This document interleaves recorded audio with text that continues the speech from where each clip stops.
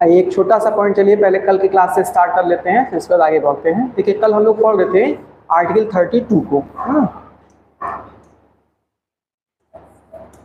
Article 32 ये क्या है? आर्टिकल 32 क्या था? हाँ, ध्यान रखिएगा कि यहाँ पर जब हम लोग बात कर रहे थे तो डॉक्टर बी आर अंबेडकर, ठीक है, इन्होंने क्या कहा है? इन्होंने आर्टिकल 32 को क्या कहा है? संविधान की आत्मा कहा है। संविधान की आत्मा, ठीक है। लेकिन ये क्वेश्चन कई बार क्या करता है, थोड़ा सा कंफ्यूज कर देता है। तो ध्यान रखिएगा कि अगर आपसे पूछा जाए कि भारतीय संविधान की आत्मा किसे कहा गया है, तो क्या बताएंगे? तब हम बताएंगे कि ये प्रस्तावना को कहा गया है।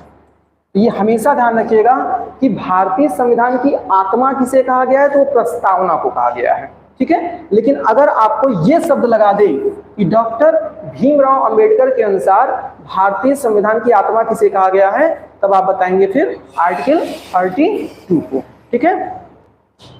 तो ये एक छोटा सा पॉइंट आर्टिकल 32 के संदर्भ में ध्यान रखिएगा, ठीक है। आइए हम लोग इस पे आगे बात करते हैं। और अब हम लोग को देखिए क्या पढ़ना है। एक तो पढ़ना है आर्टिकल 33, फिर हम लोग पढ़ेंगे आर्टिकल 34, फिर हम लोग पढ़ेंगे आर्टिकल 35, ठीक है। और इसके बाद कुछ छोटे छोटे और विषय होंगे जिसमें लोग चर्चा करेंगे, ठीक है। ध्यान रखिएगा क्योंकि जब हम लोग भाग 3 की बात करते हैं तो भाग 3 में जो प्रावधान है वो आर्टिकल 35 तक है, ठीक है, नागरिकता से संबंधित। और फिर 36 से लेकर के भाग 4 में चला गया है, आपके नीति निषेध तत्व में चला गया है। तो कहीं ना कहीं आपके मौलिक अधिकार के संबंध में आर्टिकल 32 तक के प्रावधान समाप्त तो हो रहे हैं, लेकिन मौलिक अधिकार के इस संबंध में कुछ और विशेष बातें कही गई हैं, जहां पर 33, 34, 35 है। और तीनों में ध्यान रखिएगा एक विशेष बात कि ये क्या है, ये संसद को अधिकार दिया गया है। संसद को अधिकार, संसद को अधिकार किस संदर्भ में है? मौलिक अधिकारों से संबंधित कुछ विशेष विषयों पर कानून बनाने से, ठीक है। अब आइए एक एक करके समझते हैं। देखिए जब हम लोग कहते हैं आर्टिकल 33 की बात, अनुच्छेद 35 ये क्या कहता है? ये कहता है कि संसद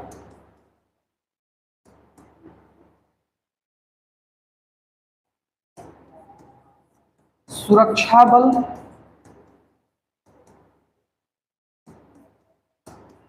संचार, संचार मतलब दूर संचार कर लीजिए, सुरक्षा बल, दूर संचार, सेना व खुफिया तंत्र से संबंधित व्यक्तियों के मौलिक अधिकार पर कुछ हद तक या समस्त मौलिक अधिकारों को लेकर के कानून बना सकता है। इसका मतलब कि जब हम मौलिक अधिकार की बात करते हैं तो मौलिक अधिकार एक आम नागरिक को तो प्राप्त है, लेकिन जितने भी प्रकार के आप मौलिक अधिकार देख रहे हैं उसको लेकर के सुरक्षा बल के जवान हो गए, दूर संचार से जुड़े लोग हो गए, सेना, खुफिया तंत्र हो गया, इनके लोगों के मौलिक अधिकार स्वतंत्र नागरिक के समान नहीं है। और इसके संबंध में क्या है, संसद कोई भी कानून अन्य स्तर पर बना सकता है। बहुत स्वाभाविक सी बात समझिए, क्योंकि यहाँ पर क्या है, यहाँ पर समस्त चीजें आप देखेंगे तो आपको क्या दिखाई देगा, यहाँ पर आपको दिखाई देगा सुरक्षा के दृष्टिकोण से। इससे सुरक्षा, और सुरक्षा का तात्पर्य क्या होता है? तो एक होता है आपका आंतरिक सुरक्षा, आंतरिक सुरक्षा और बाह्य सुरक्षा। कई बार आपने फिल्मों में देखा होगा कि जो मतलब भारत के जो खुफिया तंत्र या पाकिस्तान के खुफिया तंत्र से जुड़कर काम कर रहे हैं, सेना के जवान काम कर रहे हैं, तो उसमें से बहुत सी बार आपने देखा होगा कि लोग अपने देश के साथ क्या करते हैं, गद्दारी कर जाते हैं पैसे को लेकर के। और जो मतलब उनके कुछ एजेंडे होते हैं, नीति होती है, सैन्य अड्डे होते हैं, उन सब का जो एक प्रकार से रिपोर्ट होता है वो क्या करते हैं, दूसरे देश को देते रहते हैं। तो अगर प्रत्येक व्यक्ति की अभिव्यक्ति की स्वतंत्रता की बात करें, कहीं पर आवागमन की स्वतंत्रता की बात करें, कहीं पर भी किसी प्रकार के संगठन की बनाने की बात करें तो इनके द्वारा क्या है, एक बहुत हद तक नुकसान पूरे राष्ट्र को होता है। तो इसलिए क्या है, यहां पर विशेष ध्यान रखिएगा कि ये सुरक्षा के संदर्भ में है, आंतरिक और बाह्य सुरक्षा दोनों के विषय के संदर्भ में क्या है, इस क्षेत्र से जुड़े लोगों के मौलिक अधिकार सीमित होते हैं। और दूसरा, संसद इनके विषय में किसी भी प्रकार के मौलिक अधिकार का प्रावधान कर सकता है, ठीक, मतलब कुछ या समस्त मौलिक अधिकारों को यहाँ पर सीमित कर सकता है। तो ये तो एक छोटी सी बात रही, ठीक है। अब हम लोग बात करते हैं आर्टिकल 34 की बात, अनुच्छेद 34। अनुच्छेद 34 क्या कहता है, क्या कहता है?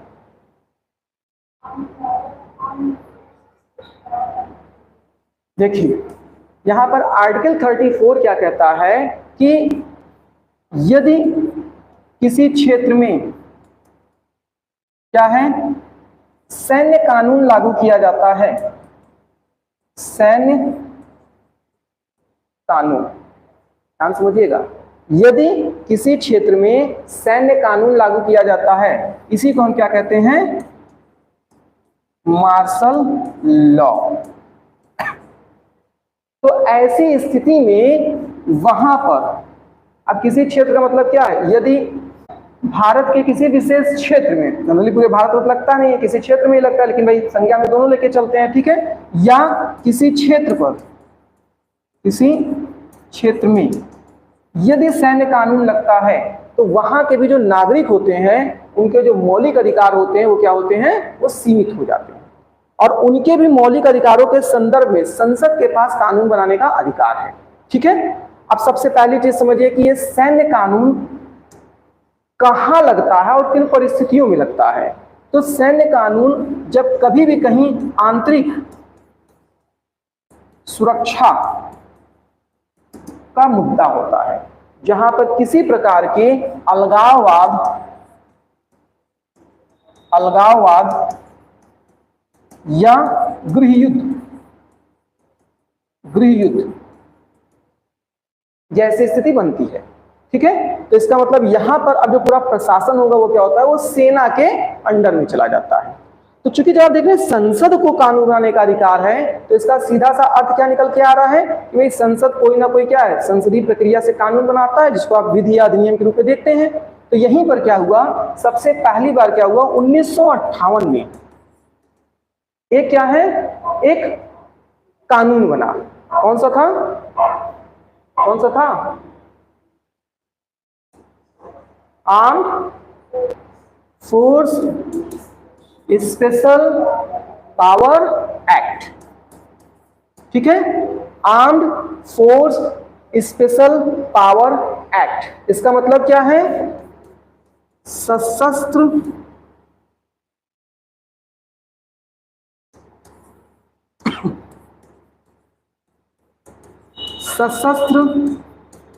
सेना विशिष्ट या विशेष कह सकते हैं, ठीक है। और पावर का मतलब शक्ति अधिनियम। आपको नाम से ही समझ में आ रहा है कि सेना को क्या है, एक विशेष शक्ति देने वाला ये अधिनियम है। और ये सेना कौन होगी, वही जो वहां पर सैन्य कानून लगा रहे हैं, तो वहां पर जो सेना काम कर रही है, ठीक है। अब देखिए इसके तहत पहले दो बातें समझिए। जब हम लोग arm force special power act की बात करते हैं तो हमेशा ध्यान रखिएगा कि ये जो सैन्य कानून लागू किया जा रहा है, उसको वहां पर सेना को विशेष अधिकार देता है, विशेष शक्ति देता है, जहां पर फिर वहां के स्थानीय नागरिकों को बहुत से जो मौलिक अधिकार हैं वो क्या हो जाते हैं, वो सीमित हो जाते हैं, समाप्त हो जाते हैं। तो चूंकि यहाँ पर कानून बना है और उसके माध्यम से इस बात को स्पष्ट कर दिया कि कौन कौन से आपके जो मौलिक अधिकार हैं वो समाप्त हो जाएंगे, ठीक है। लेकिन सबसे पहले समझिए कि ये लगा कहां पर था, ये सबसे पहले कहां लगा था, नागालैंड, वह मणिपुर में, ठीक है। अब इसके अलावा ध्यान रखिएगा, जब हम लोग बात करते हैं तो ये सबसे लंबे समय के लिए कहां पे लगा है, तो सबसे लंबे समय के लिए लगा है जम्मू कश्मीर में, जम्मू एंड कश्मीर। ये 1991 में यहाँ पर सैन्य कानून लगा था, ठीक है। ये वही दौर था जब आप वहां पर जो मतलब कश्मीरी पंडितों के पलायन वाली पूरी घटनाक्रम जो हाल ही में बहुत चर्चे में भी सुने थे, तो उस समय क्या था, यहाँ पर सैन्य कानून लग गया था। और तब से लेकर ये सैन्य कानून अभी तक वहां पर चल रहा है। ठीक है, अब दूसरे स्टेप में लोग बात करें तो इसके अलावा ये कहां पे लगा था, तो 1983 में कहां लगा था ये पंजाब में लगा था। और 1983 में पंजाब में भारत के वर्ल्ड कप जीतने की खुशी में नहीं लगा था। 1983 में वर्ल्ड कप जीते ना पहला, तो उसकी खुशी नहीं लगा था, बल्कि वहां जो सिख दंगे उस समय हुए थे उसको कंट्रोल में करने के लिए हुआ था। ठीक है, अभी देखिए फिर अभी 1-2 दिन पहले देखा था कि कोर्ट में जो है उसकी फिर से कुछ पेशी वगैरह हो रही थी, तब से लेकर अभी तक क्या उस पर केस चल रहा है। अभी 2 दिन पहले शायद न्यूज में कुछ था कि कुछ उसकी सुनवाई वगैरह चल रही थी, कुछ रिपोर्ट आया या कहीं पे पेशी हुई, कुछ ऐसा था। तो 1983 से लेकर के फिर ये कहां तक चला है, 1997 तक। इसका मतलब लगभग 14 वर्षों तक पंजाब पे रहा है। और पंजाब की जब लोग बातचीत करते, पंजाब और चंडीगढ़ दोनों जगहों पर था, पंजाब और चंडीगढ़। ठीक है, और जब राष्ट्रपति शासन की बात बताए थे तो भी बताए थे सबसे लंबे समय के राष्ट्रपति शासन कहां लगा था, यहीं पे लगा था। ये वही दौर है, पूरा एक दौर है। ठीक है, अब देखिए यहां पर क्या है, ये जो armed force special power act 1958 है, इसके तहत क्या क्या प्रावधान। इसके तहत सबसे पहली चीज है कि वहां पर किसी भी व्यक्ति की, कहां पर, जहां कहीं भी सैन्य कानून लागू होता है, ठीक है, तो किसी भी व्यक्ति की तलाशी कभी भी ली जा सकती है। ठीक है, वहां पर आपको स्वतंत्र अभिव्यक्ति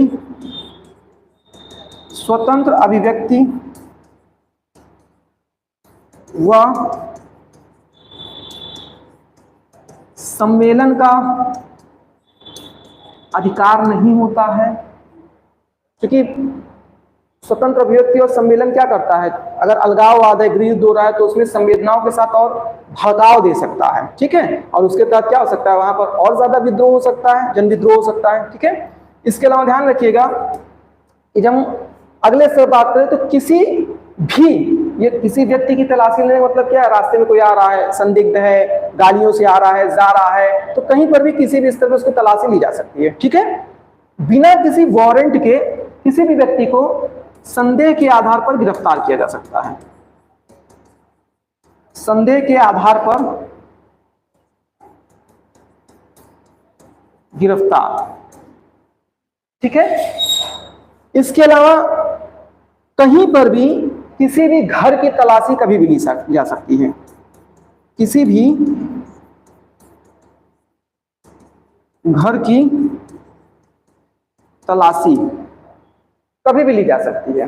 ठीक है, इसके अलावा कोई भी ऐसा परिसर, क्षेत्र, घर, कुछ भी संज्ञा आप दे दीजिए, कुछ भी शब्द को दे दीजिए, ठीक है, जहां पर किसी भी प्रकार के आतंकवादी संगठन, सैन्य अड्डा संबंधित प्रशिक्षण, तो आतंकवादी संगठन, सैन्य अड्डा, प्रशिक्षण आदि किसी भी तरह का जो मतलब घटनाक्रम का संदेह होता है, मतलब अगर इन सब विषय को आप देखना चाह रहे, भाई हर जगह तो सैन्य कानून आप देखे नहीं है, जम्मू कश्मीर जो पहले की स्थिति थी उसको थोड़ा निगाह में लेकर के आप चल सकते हैं। ठीक है, तो अब यहां पर क्या था, जैसे भी जो स्थिति बनती थी, सोचिए अधिकार कहां तक है, अधिकार यहां तक है कि बिल्डिंग उड़ा सकते हैं, बिल्डिंग उड़ा सकते हैं, मतलब उसको ध्वस्त कर सकते हैं। ठीक है, संदेह के आधार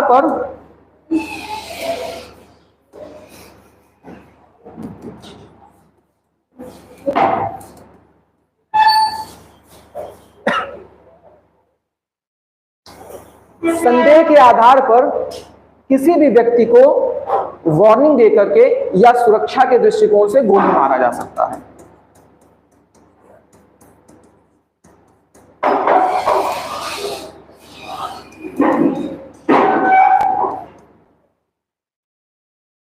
संदेह के आधार पर किसी भी व्यक्ति को गोली मारा जा सकता है। ठीक है, अब आप समझिए कि यहां पर सेना को कितना जो है खुला हैंड दिया जाता है। ठीक है, तो कभी कभी चुनौतियां इतनी जटिल हो जाती हैं कि वहां पर क्या होता है, सेना के लिए शक्ति आप देख रहे हैं असीमित करनी पड़ रही है। लेकिन फिर वहीं इसकी प्रतिक्रिया में अब दूसरी चीज क्या आ रही है। अच्छा, दूसरी चीज यहाँ पे ध्यान रखिएगा कि अब जैसे मान लेते हैं कि यहाँ पर कोई भी एक मान लेते हैं हम, जैसे सेना का जवान है, सेना का जवान, क्योंकि यहाँ पर सेना का जवान हम कहें या इसी चीज को हम क्या कह सकते हैं, इसी चीज को हम कह सकते हैं कि कोई भी ऐसा व्यक्ति जो सैन्य कानूनी क्षेत्र में, सैन्य कानूनी क्षेत्र में क्या है, अपने अधिकार के तहत अधिकृत है। तो अगर सैन्य कानूनी क्षेत्र में अपने अधिकार के तहत अधिकृत है तो उसका अगर कोई भी, भाई पीछे आप देख रहे हैं ना कि अगर कहीं पर भी अन्य स्तर पे देखेंगे इस तरह की कोई भी घटनाक्रम हो रही है तो कहीं ना कहीं मौलिक अधिकार का पूरा मतलब एक तरह से ना धज्जियां उड़ा रहा है। तो वहां पर भी तमाम प्रकार के मौलिक अधिकार को धज्जियां हो गई हैं। इसका मतलब कहें तो बिल्डिंग ध्वस्त हो रहा है, गोली मारी जा सकती है, ठीक है, लेकिन वहां पर उसका कुछ अपना विशेष प्रायोजन है। तो इसलिए इसी एक्ट के तहत क्या कहा गया कि अगर कोई भी मतलब व्यक्ति अपना कोई भी मतलब कार्रवाई करता है तो ये क्या है, ये न्यायालय में चुनौतीपूर्ण नहीं है। न्यायालय में चुनौतीपूर्ण नहीं है। न्यायालय में चुनौतीपूर्ण नहीं मतलब किसी के ऊपर किसी को गोली मार देने की वजह से कोई केस नहीं किया जा सकता है, कोई बिल्डिंग है उसको ध्वस्त कर देने की वजह से केस नहीं किया जा सकता, या अन्य स्तर पर कहीं पर भी किसी भी प्रकार के ऐसे जो आपके सामान्य अधिकार होते हैं उसके संदर्भ में केस नहीं किया जा सकता। कब तक, जब तक सरकार के द्वारा उसके खिलाफ किसी भी प्रकार की कोई कार्रवाई की प्रक्रिया ना की जाए। ठीक है, इसका मतलब यदि सरकार उसको आरोपी मानता है, सरकार उसके खिलाफ किसी न्यायिक प्रक्रिया की बात करता है तभी, इसलिए बहुत से बार आपने सुना होगा कि सेना जो होता है वो क्या होता है, वो सरकार के अनुसार चलता है। मतलब अगर सरकार ने उसको खुला हैंड दिया है तो बहुत से बार वो अपने निर्णय जो होते हैं वो स्वतंत्र रूप से ले लेते हैं, और बहुत से बार क्या होता है फिर वो एक एक छोटी छोटी चीजें क्या होती हैं उनको पूछ कर करना पड़ता है। जैसे पहले की पिक्चरों में आप देखेंगे बॉर्डर टाइप की पिक्चर जो दिखाता है कि सेना में किस तरह से मतलब युद्ध चल रहा है, तो आपने देखा होगा हर छोटी छोटी गतिविधि के लिए क्या होता है, पहले फोन होता था जहां पर युद्ध स्थल है मतलब सीमा के पास, बॉर्डर के पास, फिर वो अपने बटालियन कमांडर के पास कर रहे हैं, फिर कमांडर अपने क्या कर रहा है और ऊपर कर रहा है, फिर उसके बाद अंततः उनको होम मिनिस्ट्री से जो है वो कहीं ना कहीं उनको जब अधिकार मिलता है तब वो करते हैं। ठीक है, तो ऐसे बहुत से उनके अधिकार होते हैं। तो अब यहाँ पे ध्यान रखिएगा कि ये संपूर्ण विषय है, क्या है, आर्टिकल 34 कहता है कि कहीं पर भी भारत के किसी क्षेत्र में अलगाव या गृह युद्ध की स्थिति में वहां पर सैन्य कानून लागू करने के स्थिति में संसद को अधिकार है कि वहां पर मौलिक अधिकारों के संदर्भ में वो विधि निर्मित कर सकता है। और उसके पश्चात क्या है, 1958 armed force special power act, ठीक है, इसे लागू कर दिया गया। अब इसके तहत क्या क्या बिंदु निकल कर के आए, तो इसके तहत ये सारे बिंदु निकल कर के आए जो मैं बताया। इसका मतलब क्या है, ये सेना के लोगों को अधिकार प्राप्त है। ठीक है, चाहे वहां पर किसी भी व्यक्ति की तलाशी ले सकते हैं, स्वतंत्र अभिव्यक्ति नहीं कर सकता वहां के नागरिक, सम्मेलन का अधिकार नहीं होता उनको, संदेह के आधार पर उनको गिरफ्तार किया जा सकता है, किसी भी घर की तलाशी हो सकती है, आतंकवादी संगठन, सैन्य अड्डा, प्रशिक्षण आदि, बिल्डिंग मतलब कहीं पर भी अगर संदेह है तो उड़ा सकते हैं, संदेह के आधार पर गोली मार सकते हैं। ठीक है, और फिर मैंने बताया कि इसके बाद क्या है कि ये जो सारी प्रक्रियाएं हैं इनको न्यायालय में चुनौती नहीं दी जा सकती हैं। ठीक है, कब तक नहीं दी जा सकती, जब तक कि सरकार के द्वारा उस पर किसी प्रकार के प्रतिक्रिया नहीं की जा रही है। ठीक, अब इसी के संदर्भ में क्या हो गया, एक केस हो गया। कहां का केस था, मणिपुर का। एक्स्ट्रा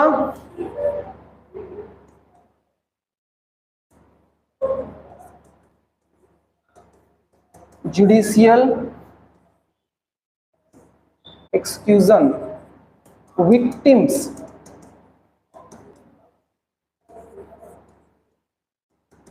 फैमिलीज वर्सेस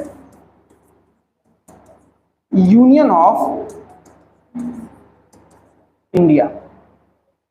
अब देखिए यहां पर extra judicial execution victims families versus union of India. सरल शब्दों में कहें मणिपुर का एक केस था। सरल शब्दों क्या हुआ, कोई दिक्कत, सरल शब्दों में कहें तो इसका मतलब क्या है कि मणिपुर में, चूंकि आप देख भी रहे हैं कि सैन्य कानून लागू भी हो रहा है, तो ऐसी स्थिति में क्या है, निश्चित रूप से किसी एक व्यक्ति के साथ जो है सैन्य अधिकारों के तहत क्या हुआ होगा, उसको किसी प्रकार का, मतलब बहुत डिटेल तो इसके इसका नहीं है, तो किसी प्रकार का उसको चाहे मतलब गोली मारी गई होगी, अन्य मौलिक अधिकारों का क्या होगा, वहां पे उसका हनन हुआ होगा। तो ऐसी स्थिति में क्या है, अब ये भारत सरकार के खिलाफ एक केस हो गया। तो सुप्रीम कोर्ट ने यहाँ पे कुछ महत्वपूर्ण निर्णय लिए, क्योंकि अब इसके बाद क्या है, सुप्रीम कोर्ट के हस्तक्षेप के बाद क्या है कि कुछ हद तक यहाँ पर जो सैन्य कानून लागू हो रहा है वहां पर मौलिक अधिकार तो नहीं मिल रहा है, लेकिन जिस कठोरता के साथ वहां पर जो व्यवस्थाएं उस पर नियंत्रण लगाने का प्रयास किया जा रहा है उसकी न्यायिक जांच जरूर हो, इस बात का मतलब अधिकार मिला है। ठीक है, तो देखिए यहाँ पर क्या हुआ, सुप्रीम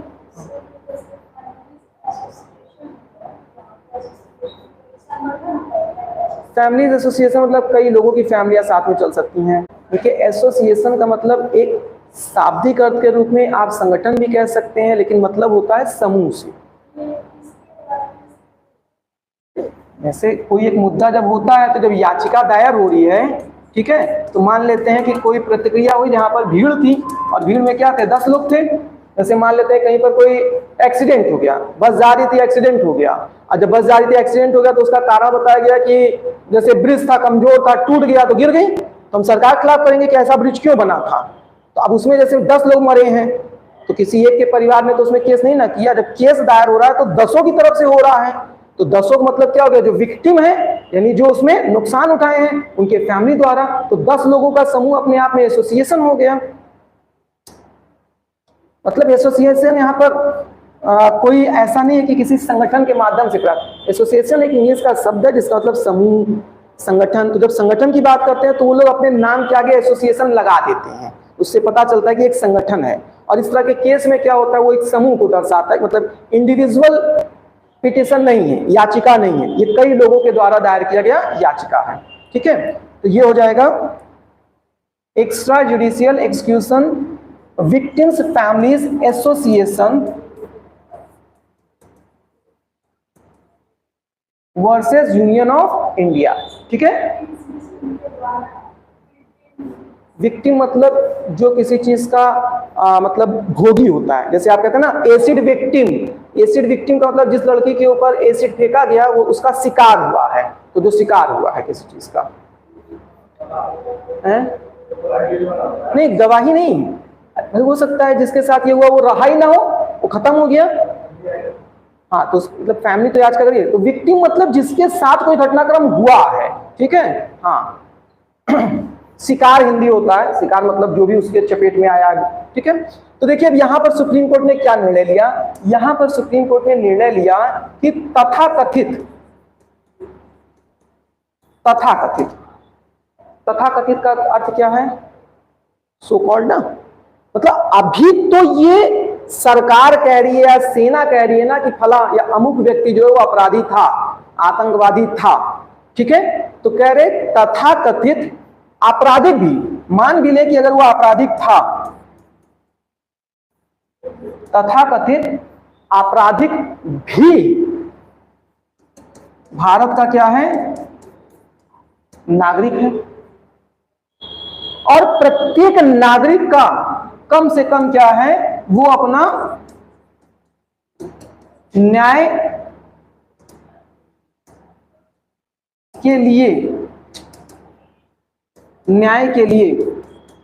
गुहार लगाने की अर्थात अपील करने की, तो कम से कम इतनी तो उसकी आजादी बनती है, इतनी तो उसका अधिकार बनता ही है।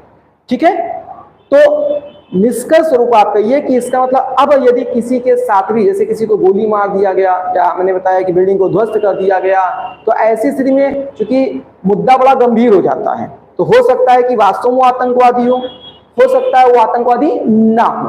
तो ऐसी स्थिति में अब जब मुकदमा केस में जाएगा तो वो आतंकवादी था या नहीं था, वो नक्सलवादी था या नहीं था, वो अलगाव की नीति पर चल रहा था नहीं चल रहा था, वो वहां पर अशांति का कारण था या नहीं था, जहां कहीं भी बात आ रहा है था या नहीं था, इसका मतलब तो वहां उचित न्याय पर पहुंचना पड़ेगा। और न्याय लेने का अधिकार किसका होता है, सिर्फ और सिर्फ न्यायालय का होता है।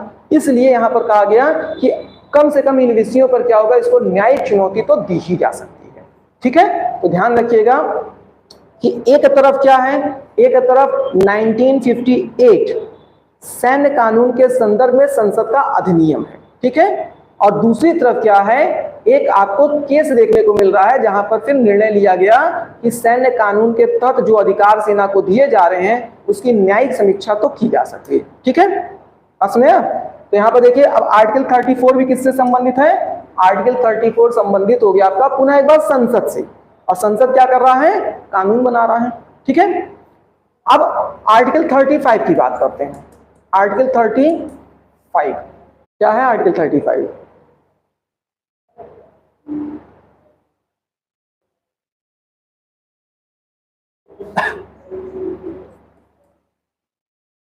आर्टिकल 35 कहता है संसद को मौलिक अधिकार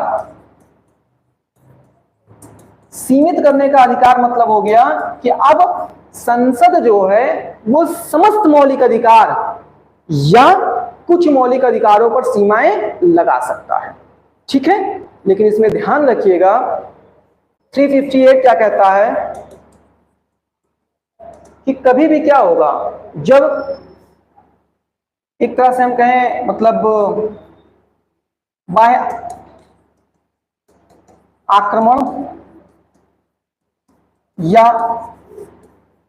युद्ध जैसी स्थिति बनती है, ठीक है, तो ऐसे में आपका आर्टिकल जो 19 है वो क्या होगा, स्वतः समाप्त हो जाएगा,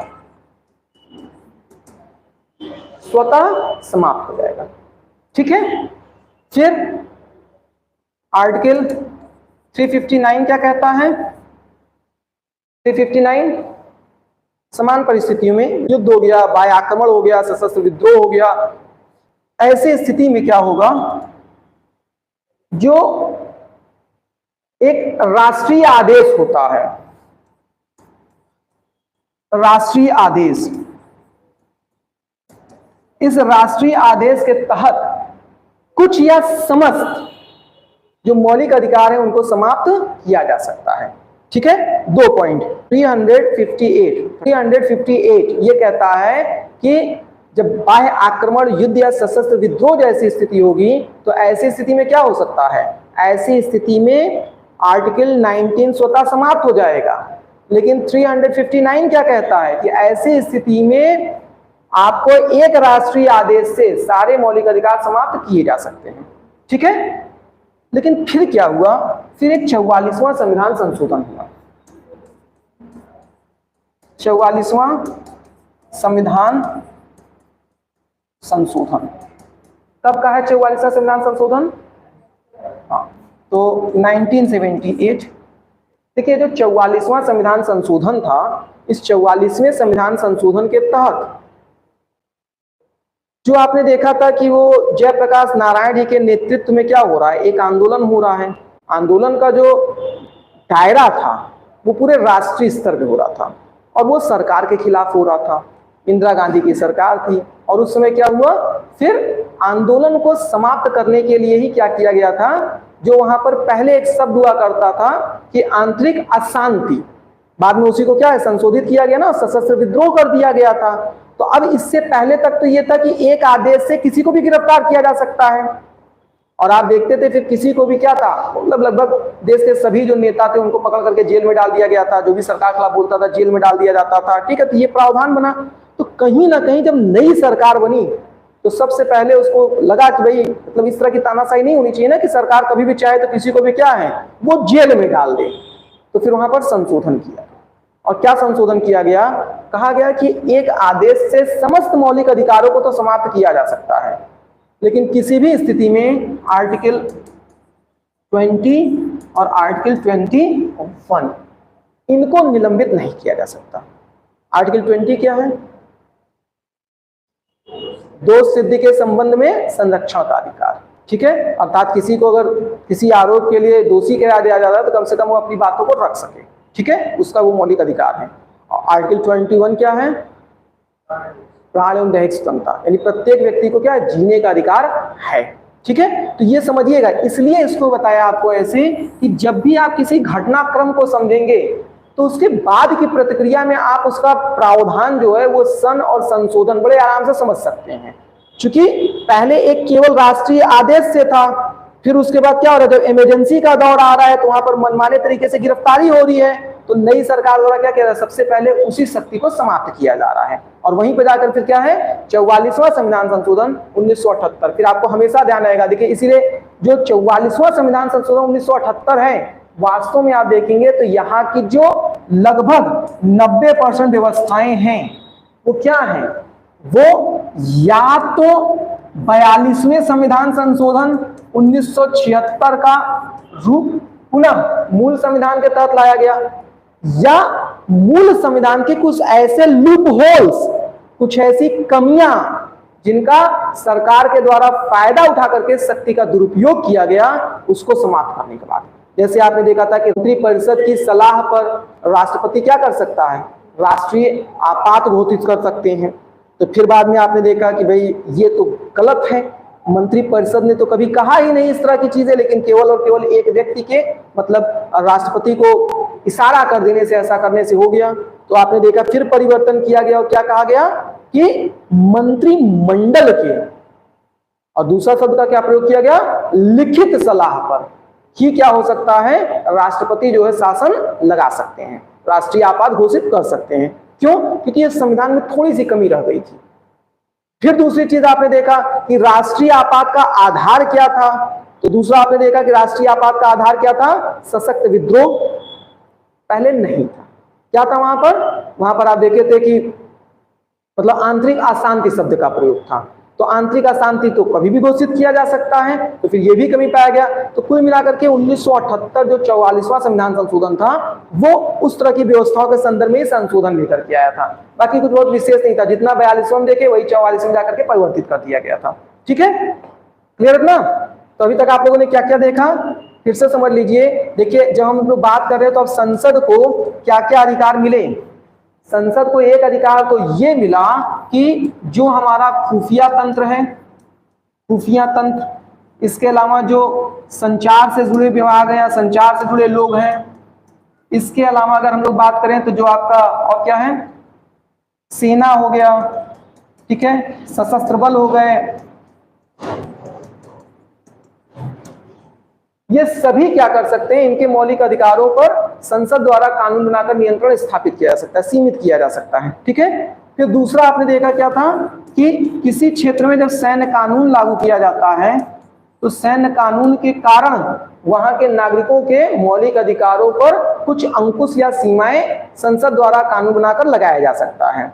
और तीसरा आपने देखा कि फिर राष्ट्रीय या इसको ऐसे कहें बाह्य आक्रमण, युद्ध की स्थिति आदि जैसी परिस्थितियों में क्या होगा, संसद विधि बना करके क्या कर सकता है, समस्त मतलब जो संसद विधि बना करके वो लोगों के मौलिक अधिकारों पे कुछ हद तक या समस्त मौलिक अधिकारों पे क्या कर सकता है, अंकुश लगा सकता है। ठीक है, हालांकि ध्यान रखिएगा कि आर्टिकल 358 और आर्टिकल 359 इसका संबंध जो है यहां से जुड़ता है। ठीक है, क्योंकि जब राष्ट्रीय आपात घोषित किया जाएगा तो 358 क्या कहता है, 358 कहता है कि ऐसी स्थिति में कभी भी मतलब ऐसी स्थिति में आर्टिकल 19 स्वतः समाप्त हो जाएगा। और 359 क्या कहता था, 359 कहता था कि संसद क्या कर सकता है, समस्त मौलिक अधिकारों को समाप्त कर सकता है। ठीक है, और फिर 44वां संविधान संशोधन हुआ जहां पर क्या किया गया, आर्टिकल 20 और 21 को जो है वो हमेशा बताया गया कि संरक्षित रखा जाएगा। ठीक है, वो अधिकार हमेशा मिलेगा। क्लियर है? तो ये ध्यान रखिएगा, ये किस में है, आर्टिकल 33 में है, ये किस में है, 34 में है, और ये किस में है, 35 में। यानी 33, 34, 35 तीनों ही मौलिक अधिकार के संदर्भ में संसद द्वारा कानून बनाने की शक्ति है। ठीक है, अब आइए कुछ थोड़े थोड़े हम लोग और पॉइंट देख लेते हैं। जैसे अगर हम लोग बात करें तो एक होता है जिसे आप कहते हैं मौलिक अधिकार, मौलिक अधिकार, और दूसरा होता है जिसे हम लोग कहते हैं मानवीय अधिकार, मानवीय अधिकार। जब हम लोग मौलिक अधिकार की बात करते हैं और मानवीय अधिकार की बात करते हैं, तुलनात्मक दृष्टिकोण से अगर हम लोग बात करें तो आप बताइए मौलिक अधिकार और मानवीय अधिकार में क्या क्या अंतर हो सकते हैं। मौलिक अधिकार क्या है? सबसे पहली चीज तो आप देख लेना कि मौलिक अधिकार मतलब आर्टिकल 14 से लेकर के 32 तक जिस भी विषय को कहा जा रहा है, इसका मतलब क्या है? मौलिक अधिकार के क्या है मतलब कुछ सीमित अधिकार है। सीमित मतलब संख्या में गिने चुने अधिकार है ना, जो मौलिक अधिकार की संख्या में जा सकता है। जबकि मानवीय अधिकार क्या है? ये असीमित है। मानवीय अधिकार आपके क्या क्या हो सकते हैं इसकी कोई सीमा ही नहीं है, न जाने कितने विषय इसके अंतर्गत आ सकते हैं। मानव को गरिमापूर्ण जीने के लिए, मानव को गरिमापूर्ण जीवन जीने के लिए जितने भी प्रकार के अधिकारों की आवश्यकता हो सकती है, वो सभी उसके क्या होते हैं? मानवीय अधिकार होते हैं। ठीक है। फिर आपने दूसरे स्तर पे देखा कि जब भी कभी हम मौलिक अधिकारों की बात करते हैं और आपके मौलिक अधिकार आपको प्राप्त नहीं होते हैं तो आप न्यायालय में चुनौती दे सकते हैं। इसका मतलब क्या है? मौलिक अधिकार न्यायालय में क्या है? प्रवर्तनीय है, प्रवर्तनीय है। जबकि मानवीय अधिकार को लेकर ऐसी कोई बात नहीं है। ठीक है। मानवीय अधिकारों के तहत अगर कोई भी व्यक्ति अपने गरिमापूर्ण जीवन को नहीं प्राप्त कर पा रहा है तो किसी भी स्तर पर जाकर किसी के लिए कोई केस नहीं कर सकता है। ठीक, खासतौर से सरकार की चर्चा करें तो यहां पर क्या है? इसका मतलब ये क्या हो गया?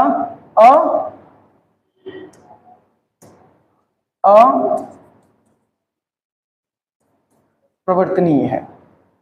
ठीक है। अब इसके बाद अगर हम लोग अगले स्तर पे बात करें तो देखिए यहां पर क्या है, एक ये है कि मौलिक अधिकार में जब संशोधन के प्रावधान की बात करते हैं तो मौलिक अधिकारों में संशोधन किया जा सकता है। ठीक है। तो संशोधन का प्रावधान क्या है? सामान्यतः विशेष बहुमत द्वारा, संसद के कानून से विशेष बहुमत द्वारा। लेकिन मानवीय अधिकारों के संदर्भ में ऐसा कोई प्रावधान नहीं है। ठीक है। मानवीय अधिकार जो है वास्तव में ये क्या है? ये एक प्राकृतिक नियम के अनुसार चलता है कि जब मानव है तो उसके लिए अपने आप में क्या है? जितने भी मानवीय गरिमा के साथ जीवन के मतलब निर्धारण हो सकते हैं वो सभी उसके मानवीय अधिकार हो रहे हैं, भले वो कहीं उल्लेखित हो या न उल्लेखित हो। जबकि जो मौलिक अधिकार होता है वो क्या है? उस संविधान के द्वारा उल्लेखित होता है और बताया जाता है कि किस प्रकार के अधिकार आपके मौलिक अधिकार हैं। तो चूंकि मौलिक अधिकारों का उल्लेख लिपिबद्धता के तहत संविधान में होता है इसलिए इसके अधिकारों को सीमित या संशोधित भी किया जा सकता है। जबकि मानवीय अधिकार जो होते हैं उसका कहीं पर कोई विशेष लिपिबद्धता नहीं है, इसलिए उसको बदलने या उसको मतलब समाप्त करने का कोई भी विशेष प्रावधान नहीं है। ठीक है। बाकी आप जानते ही हैं कि भाई मानवीय अधिकार के तहत जो हम लोग मानवता की बात करते हैं वो तो फिर व्यक्ति विशेष पर निर्भर करता है, कौन कितना मानवता के दृष्टिकोण से कार्य करता है, कितनी मानवीय प्रक्रियाओं से चलता है। तो सबके अपने अलग अलग पैमाने होते हैं और मैं हमेशा बताता हूं कि व्यक्ति का मानवीय प्रक्रियाओं के अनुसार पे पैमाना क्या होता है? मेरे साथ गलत हुआ तो ये चीज गलत है, लेकिन मैं किसी दूसरे के साथ कुछ गलत किया तो वो चीज सही है। क्योंकि प्रत्येक व्यक्ति को बस ये समझ में आता है कि मेरे साथ अगर कुछ गलत हो रहा है तभी ये चीज क्या है? गलत है। और नहीं वही चीज क्या है? लोग जब दूसरों के साथ करते हैं तो वो चीज गलत नहीं दिखाई देता। एक होता है ना कि आपके माँ बाप जब आपको समझाएंगे, सिखाएंगे, बताएंगे तो आप कहेंगे कि ये सही नहीं क्योंकि हमको आजादी नहीं दे रहे हैं, हमारे पास अंकुश ज्यादा लगा रहे हैं। और जब आप बड़े हो जाएंगे, आपके बच्चे होंगे तो संभवतः आप भी तो वही काम करेंगे। जैसे आज के समय में मान लेते हैं अगर आपको कोई पढ़ाई के लिए कभी थोड़ा बोल देता है, डांट देता, अब तो वैसे खैर आप लोग बड़े हो गए हैं और पढ़ाई को लेकर के अब वो पुरानी परंपराएं नहीं रह गई हैं। लेकिन कल्पना करके देखिए जब आप 5th क्लास में थे, 6th क्लास में थे, 10th क्लास तक थे, आपके कोई घर परिवार में कोई ज्यादा कठोर था, कभी डांट देता था, बोल देता था, जैसे देखता था कुछ गलत करते हुए पढ़ने के लिए कह देता था, तो आपके लिए क्या होता था? समानता वो मतलब एक होता है ना कि गलत दृष्टि से हम उसको देखते हैं अगर उसके मतलब बहुत सम्मान में नहीं है तो। और वही चीज क्या होता है? जब हम बड़े होते हैं तो हम अपने छोटे भाइयों को, बहनों को, आसपास के लोगों को क्या वही चीज समझाने की कोशिश करते हैं ना। तो हमेशा ध्यान रखिएगा मानवीय अधिकार जो होते हैं उसकी जो व्याख्या है वो पर्सन टू पर्सन चेंज होती चली जाती है और इसलिए अंततः सब कुछ सही भी है और सब कुछ गलत भी है। क्योंकि यहाँ पर तो मतलब कुछ आदर्श विषय होंगे जो सब कहेगा सही है, जैसे सत्य बोलना सही है कि नहीं है, सत्य बोलना सही है। अब आप याद करके यहां से जाने के बाद कोशिश करिएगा कि एक महीने में आपने किस किस से कहां पे कितना झूठ बोला, और जब किसी एक विशेष बिंदु पे कहा जाएगा तो आपने ना झूठ तो बोले ही नहीं। इसका मतलब क्या, वहां पर भी एक बार पुनः झूठ, और फिर जो झूठ है उसकी स्पष्टीकरण के लिए भी क्या होगा, फिर से आप उसको तार्किक रूप में सही साबित करने का प्रयास करेंगे। तो इसका अर्थ क्या निकल के आ रहा है कि मतलब हमारे अनुसार जब हमने सत्य को आदर्श के रूप में देखा तो वो सही है, और जब वही चीज क्या है हमको अपने पक्ष में या किसी के न्याय के पक्ष में जब देखना हुआ तो हमारे लिए झूठ भी सही है। तो इसलिए कहना ये मानवीय व्याख्या बदलती रहती है। अब यहां पर एक चीज और देखिएगा, जब हम मौलिक अधिकार की बात करते हैं, मौलिक अधिकार, तो मौलिक अधिकार की कुछ आलोचना होती है, भारत के मौलिक अधिकारों की। तो मौलिक अधिकार की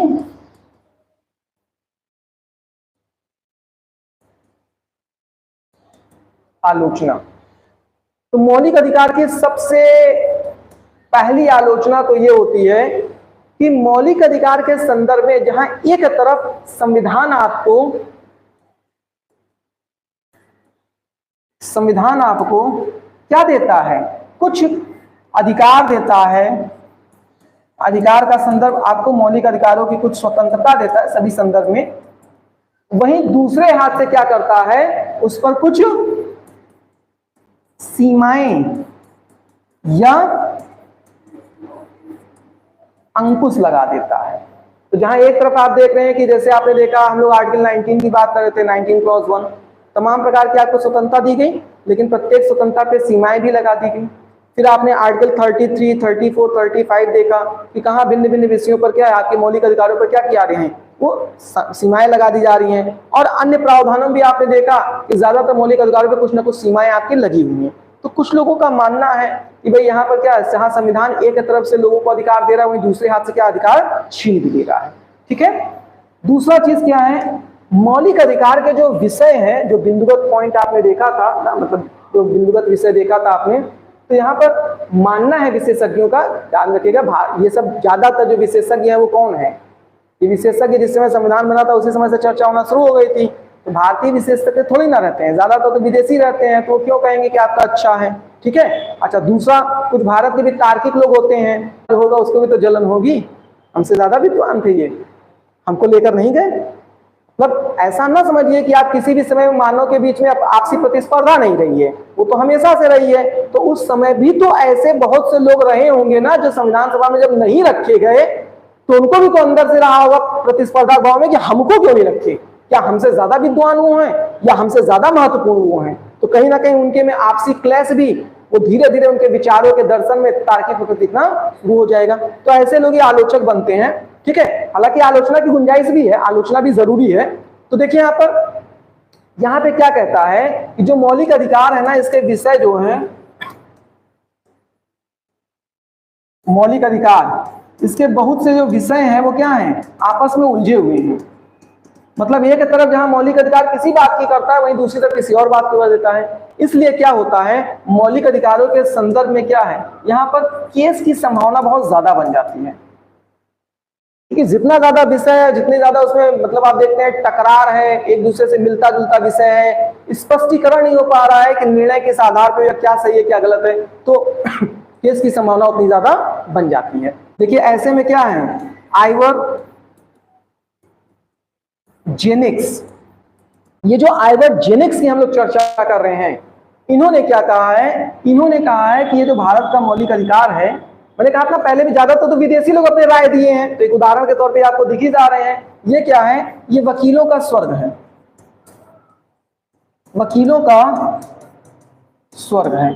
क्यों, क्योंकि यहाँ मुकदमेबाजी की गुंजाइश बहुत ज्यादा है, मुकदमा बहुत होता है। ठीक है, वहीं दूसरी तरफ ध्यान रखिएगा कि बहुत से लोगों ने क्या किया है, भारत का जो संविधान है उसकी तुलना भी किया है, और क्या कहा है कि भारत के संविधान में ये जो मौलिक अधिकार है, मौलिक अधिकार, ये वास्तव में फ्रांस की bill of rights, bill of rights, Britain के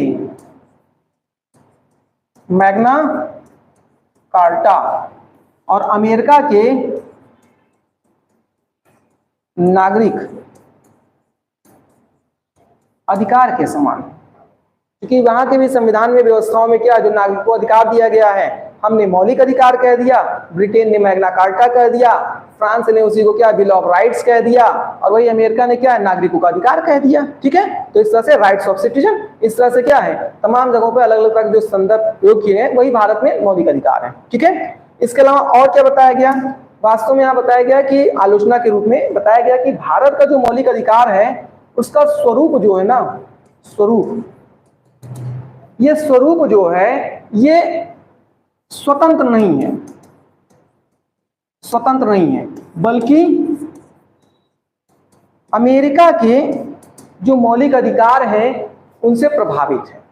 इसका मतलब कि भारत का जो मौलिक अधिकार है उसमें ज्यादातर जो आप देखेंगे बिंदु या प्रभाव वो कहां पे है, अमेरिका के मौलिक अधिकार के तहत। स्वतंत्र का मतलब सबसे भिन्न, कुछ अपना नया विशेष भारत की परिस्थितियों के अनुसार।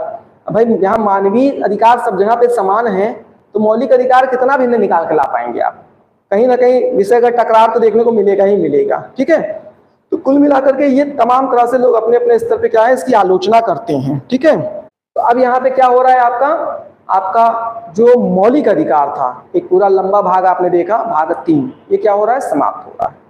ठीक है, क्लियर है। देखिए ये सब आपको मतलब मेन सेंस के दृष्टिकोण से समालोचनात्मक मूल्य निकालना होगा, आलोचनात्मक मूल्य निकालना होगा। ठीक है, भारत के जो संविधान में मौलिक अधिकार का प्रावधान है वो विदेशी मौलिक अधिकारों को किस तरह से भिन्न है, किस तरह से समान है, इस तरह के विषयों में आप इस तरह की बातें यहाँ पर रख सकते हैं। ठीक है, चलिए तो फिलहाल ये आपका भाग 3 समाप्त हो रहा है, और कल अब हम लोग बात करेंगे इस पे भाग 4 पर। ठीक, नीतिशक तत्व एपीएसपी। ठीक, तो यहाँ एक तरफ देखेंगे कि मौलिक अधिकार क्या है, जो राज्य है उसके द्वारा नागरिकों को दिया गया अधिकार है, वहीं पर नीति निदेशक तत्व क्या है, संविधान द्वारा राज्य को दिया गया दिशा निर्देश है कि संविधान बताता है राज्य को कि मतलब राज्य नहीं सरकार कि आपको शासन कैसे करना है। ठीक, तो नीति निदेशक तत्व के तहत वहां पे वो सारे बिंदु रहेंगे। ठीक है, चलो ठीक।